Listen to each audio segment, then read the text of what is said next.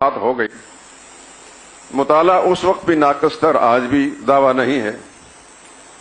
حدیث کی کتابوں میں اس رات کے بارے میں بہت ساری روایات ہیں،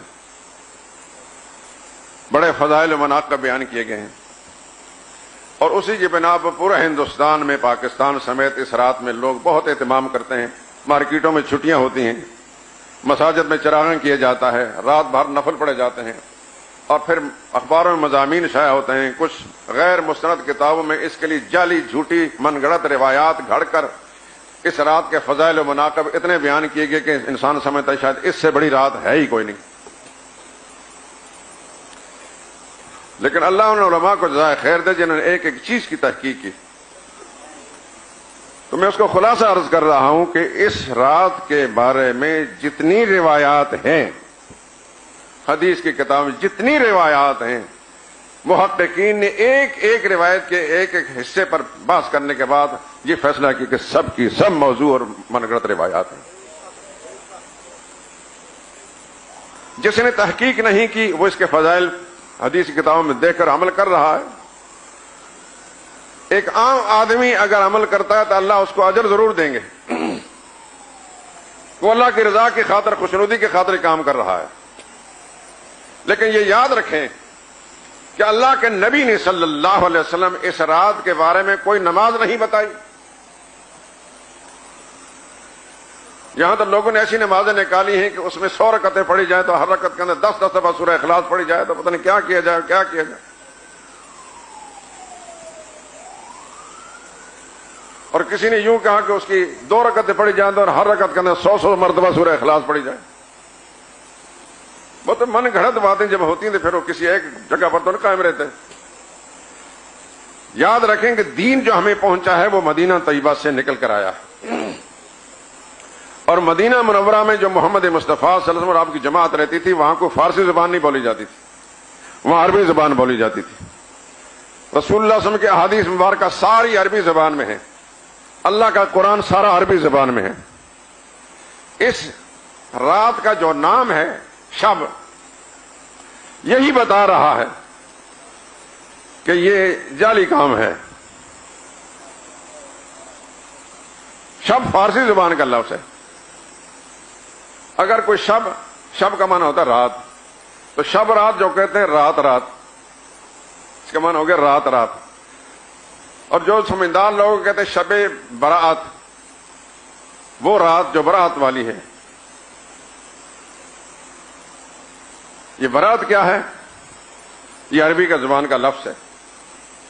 حدیث میں اس کے لیے کوئی لیلۃ البرات اس کا ہم معنی لفظ نہیں ہے۔ کوئی حدیث دنیا کے اندر ایسی نہیں، صحیح حدیث جس کے ایک ایک حصہ اور ایک راوی صحیح ہو اور اس میں لیلۃ البرات کا لفظ آیا، ایسی روح زمین میں کوئی حدیث نہیں۔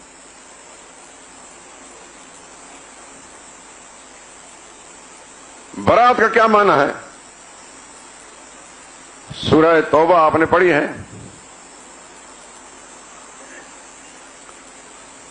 سورہ توبہ پڑھی ہے آپ نے؟ یقیناً پڑھی ہوگی، اللہ توفیق دے۔ کہاں سے شروع ہوتی ہے؟ براءۃ من اللہ ورسولہ،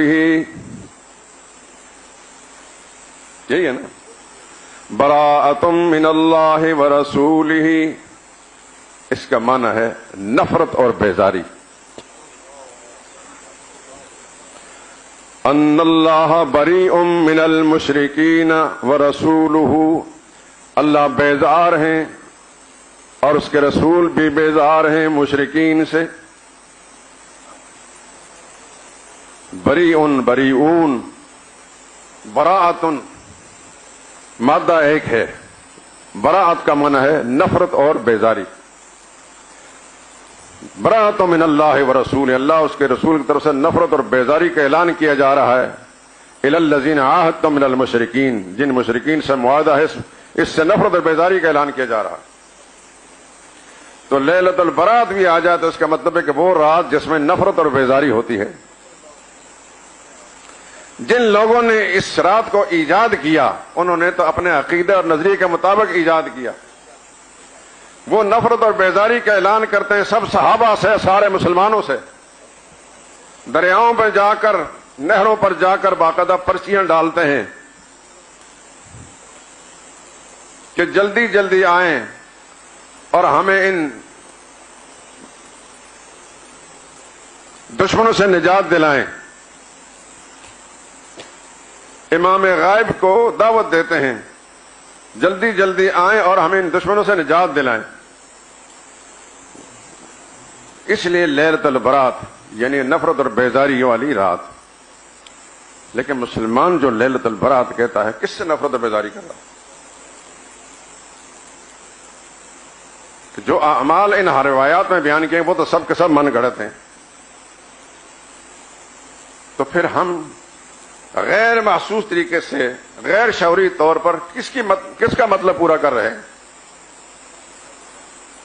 پھر گھڑنے والوں نے روایتیں یہ بھی گھڑی کہ اس رات کے اندر عمریں تقسیم ہوتی ہیں. اس سال میں جس نے مرنا ہے اس کے حضرت اسرائیل کو اس کو باقاعدہ اس کا نام بتا دیا جاتا ہے. رزقیں تقسیم ہوتی ہیں، فیصلے ہوتے ہیں. اس کا نام قرآن کی آیت میں تحریف کر کے سورہ دخان کی آیت انا انزلناہ فی لیلۃ مبارکۃ، اور اس کا مصداق بیان کیا جاتا ہے اس شب برات 15 شعبان کو. یعنی ہل جاتا ہے خدا کی قسم اس تحریف پر. قرآن دوسری طرف کہتے ہیں شہر رمضان الذی انزل فیہ القرآن، قرآن تو رمضان میں نازل ہوا. انا انزلناہ فی لیلۃ القدر، قدر کی رات میں ہم اس کو اتارا، وہ ہے رمضان کے اندر. تو معلوم ہوا کہ لیلۃ مبارکہ سے مراد رمضان والی رات ہے، یہ 15 شعبان نہیں. لیکن کتنے جری لوگ ہیں کہ تحریف قرآن میں کر کے لیلۃ المبارکہ کا مصداق جو ہے 15 شعبان کو لیا گیا. اور ہم ہیں آنکھیں بند کر کے کانوں کو سن کر کے ہر چیز کو آمنا وسلمنا صدقے یا رسول اللہ.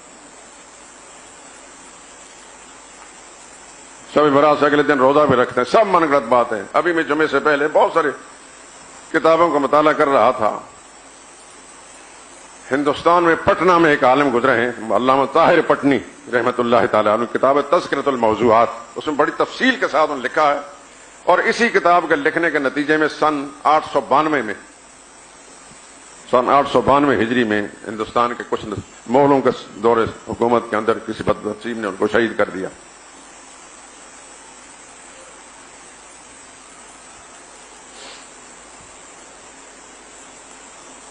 ایک بات یہ میں نے عرض کرنی تھی کہ ابھی یہ رات آنے والی ہے.